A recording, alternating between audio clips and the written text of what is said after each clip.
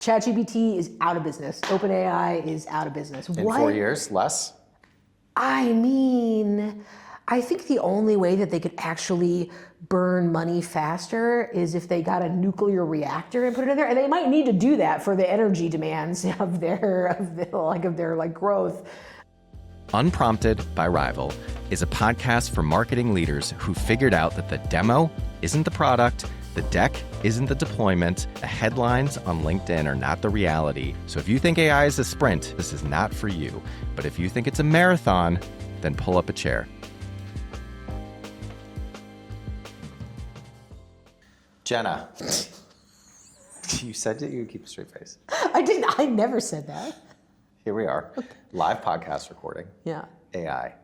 Tell me what the phrase "early bird gets the worm, second mouse gets the cheese" means to you in this context. I mean, when ChatGPT was like first released, I feel like everybody went insane for 6 months. Remember when everybody went fucking insane for 6 months? But that's what it started. Yeah, and it was like, oh, this is the end times, and everyone was like, we're going to reorient our entire business around what is a magic talking box is what ChatGPT is. It's a stochastic parrot.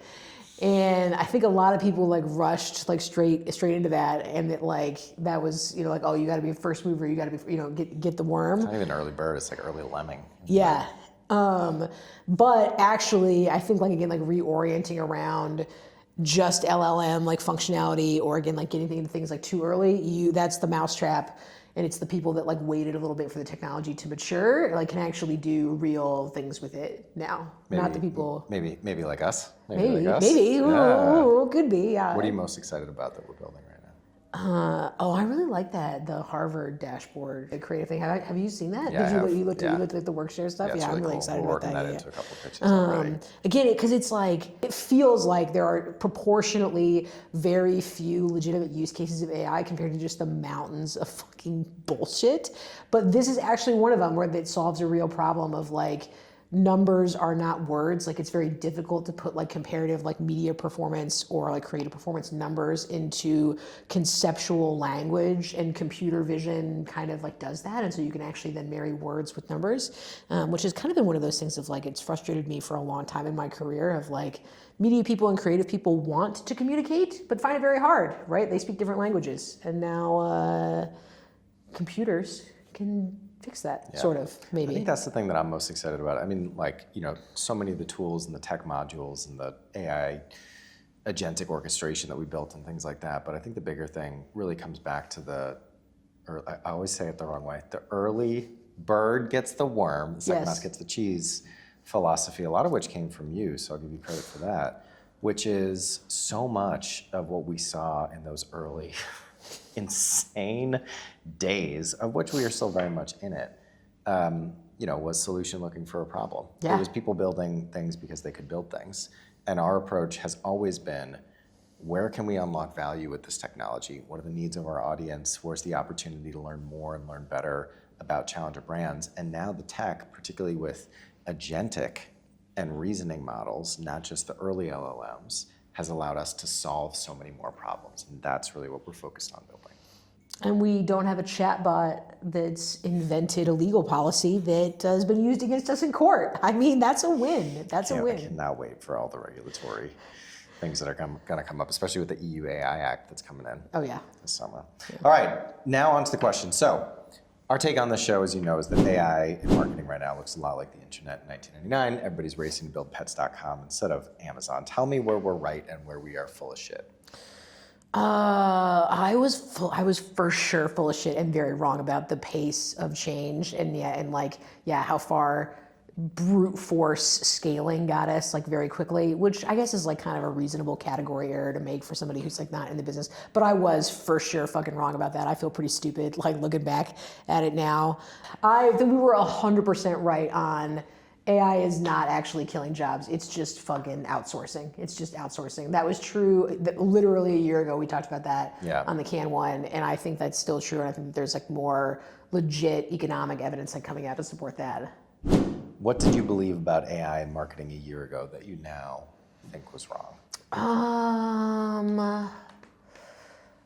Its application in creative, like I definitely, again, like a little bit to the same like create or the scaling point, right? Like I remember being very convinced that video models were going to hit a ceiling like relatively soon because you can't naively observe like the laws of physics, which is like necessary for like things like, object like masking and kind of whatever else.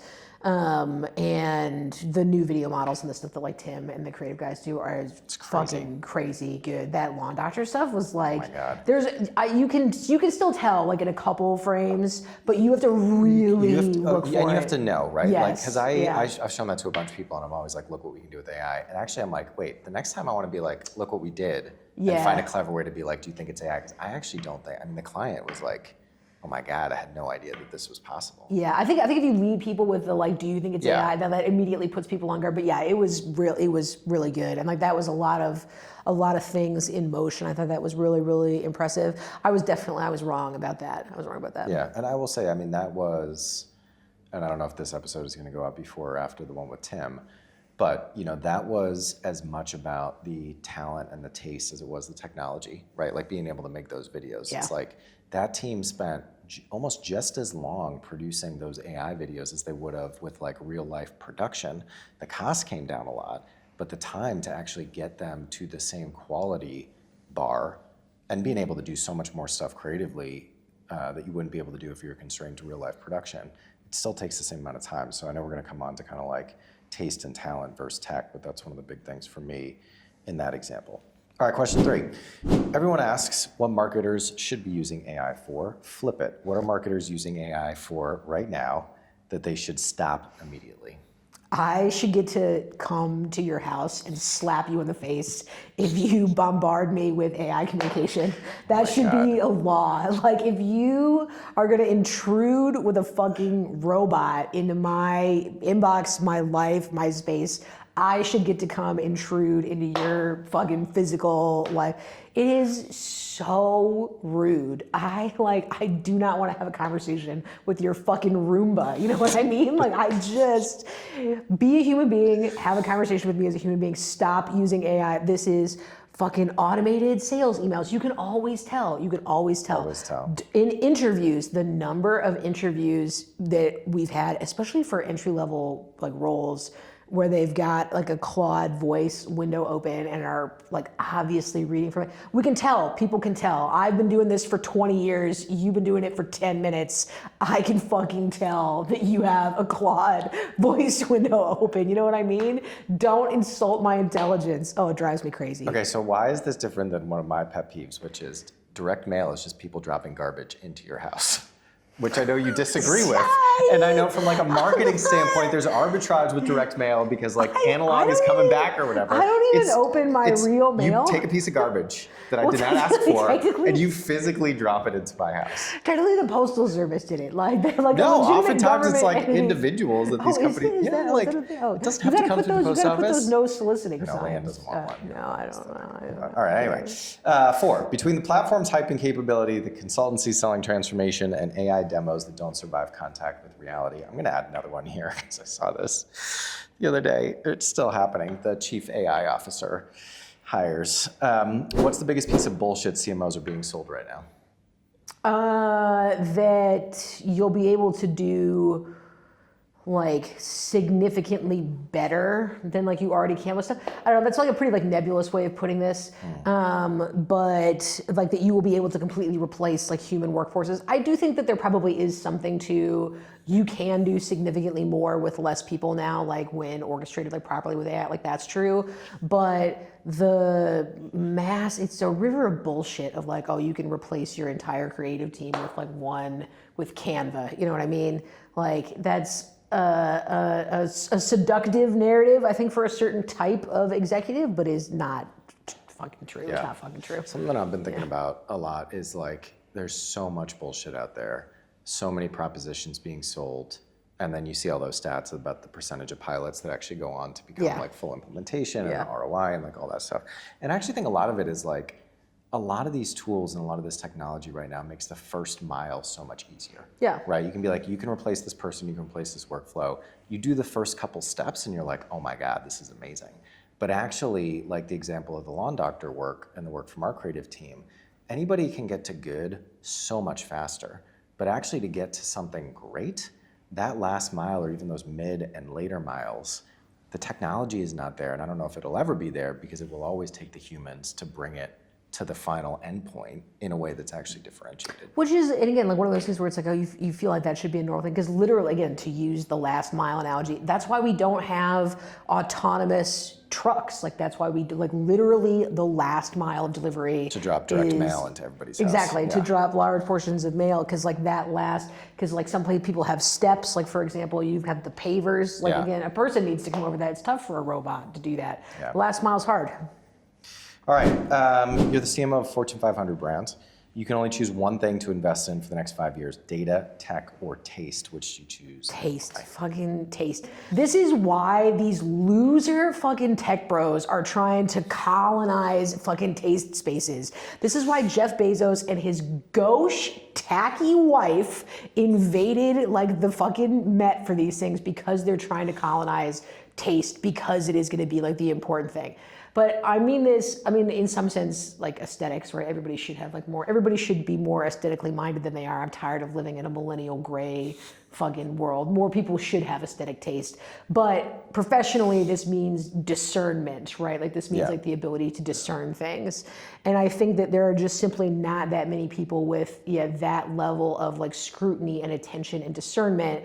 I think a lot of people's like actual like aesthetic taste is in many cases popularized or whatever else. But that is why fucking losers like Mark Zuckerberg and these fucking nerds are trying to be cool in the aesthetic art world, because taste and discernment is, yes, it is. Like, I don't think it's an overhyped, like reactionary, overly humanistic thing to say that that's going to be an important thing in the next 5 years. All right, we can somehow tie that back to you being the CMO of a Fortune 500 If brand. I'm the CMO of a Fortune 500 brand, money can buy data and tech, but it can't buy taste. You gotta hire the people with taste. Exactly. Or you have to have taste. You have to have taste. You can't outsource that. Like, you can get a designer to come in and like make your home, but if you want your home to like reflect you, you cannot outsource your discernment and taste in your own opinion. How do you get taste then? Or you just recognize that you don't have it and get somebody who does? I don't know. Like, you have to get a philosophy degree, and then you have to take a lot of philosophy of art and philosophy of literature classes, which is what I did, and that's why I have great taste, which you can tell because I have a blue Chesterfield, an antique blue Chesterfield sofa in my apartment. No, you have to look at a lot of things. Like, you have to look at a lot of shitty versions of something and a lot of good versions of something, and like actually sit with them and identify what is it about this shitty thing that makes it shitty, what is it about this good thing that makes it good. And like, those things are not always obvious, like, and very often like they are not external cues, right, or external validation. Again, Lauren Sanchez Bezos appeared on the red carpet at the Met, but does that mean she has taste? Absolutely fucking not. Even though there's external validation, you have to be able to look at that and be like, well, technically you are wearing a dress that followed the prompt of fashion and art, but like, it's the same dress you wore, so that's a shitty execution of it, as opposed to someone who is on the red carpet, who has worked with an artist and can say, I understand the decisions that make this thing contextually great in art. What's one prediction in AI for marketing in 2030 that you put 30 grand of your own money into right now? ChatGPT is out of business. OpenAI is out of business. In 4 years, less? I think the only way that they could actually burn money faster is if they got a nuclear reactor and put it in there, and they might need to do that for the energy demands of their growth. But what is their proposition? Again, they're sprinting towards ads monetization, but it's not going to cover the just black hole of money that they've started. They've lost. The enterprise AI like battle is over, right? Like Claude and Anthropic have. Which is crazy given where they started with Microsoft, but. The early bird gets the worm, but the second mouse gets the trap. Yes, exactly. Yeah, that's exactly what the phrase is. Yeah.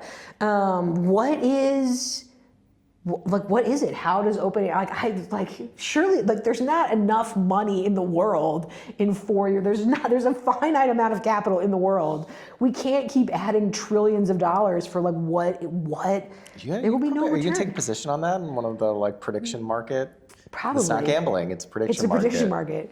Maybe, but I bet you could find. I'm sure you could. I'm sure you could. Yeah. Do I think the prediction markets will be around in 4 years though?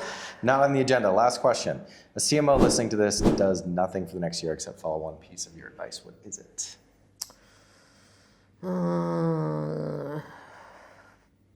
Don't be so open-minded your brains fall out. That's always a good piece of advice. Say more words on that? No, well, yeah, I mean, like, again, like, we're just living in an era, I think, of credulity, where it is, of unearned credulity for, like, a lot of things, right? So, yeah, don't be so open-minded that your brains fall out is, like, there absolutely, like, are significant claims in the market about a very significant piece of technology, and that those claims have significant evidence for them, because significant claims require the category of evidence. And those things do exist. But anytime those things do plausibly, realistically exist, like, you have to be very careful that there are not significant claims without corresponding significant evidence. And, like, I think in a lot of cases in the era that we're living in, those are really big, significant claims, and they do not have the evidence for them. And you should be very careful and very skeptical of those things. And tell your kids to get a philosophy degree. Yes. Like, only half joking. I think that's going to be really interesting to watch. Yeah. All right. I was ahead of the curve. Ahead of the curve. Or behind some other curve. Somewhere. That we don't know Who about knows? yet. Who knows? Somewhere in the middle. Yeah. All right. See you later.